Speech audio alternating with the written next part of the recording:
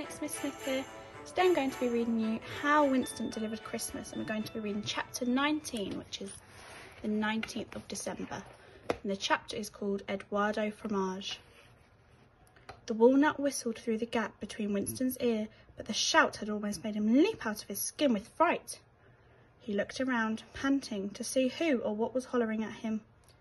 It was a large rat.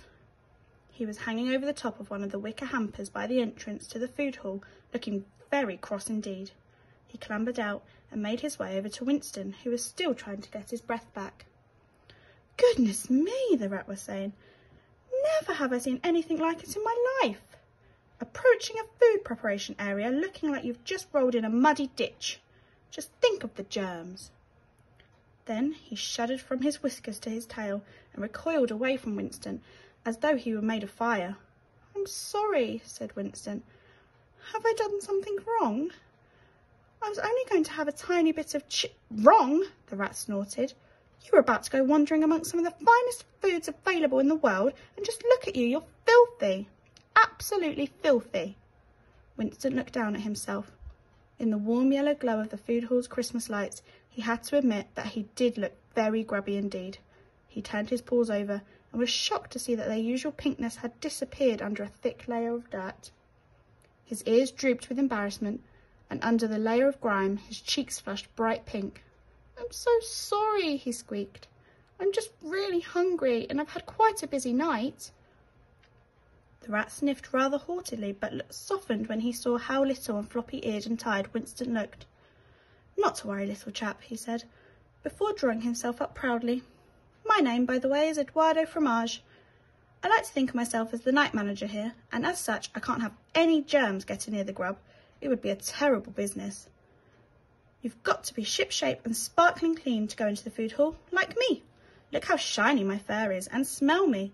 That's the most expensive cologne the store sells." Eduardo turned around slowly on the spot for Winston to admire his glossy fur and exquisitely curled whiskers, and to take in the rather strong smell of spicy perfume and soap.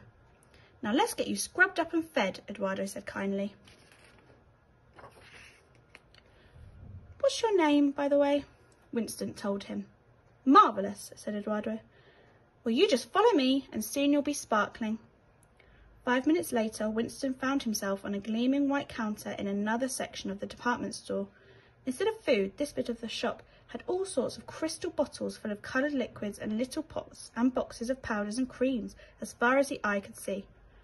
There were lots of advertisements of pictures with glamorous men and women on them, and the entire place smelt of roses and summer meadows and cleanliness.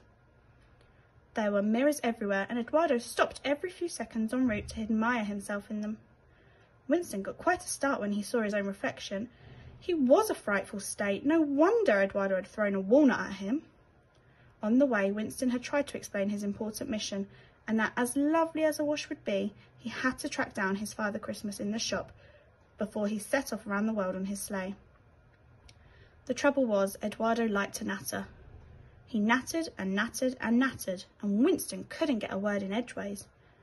It turned out that Eduardo had lived in the department store all his life, and no one, apart from the owner, Mr. Fortescue, of course, knew the place better.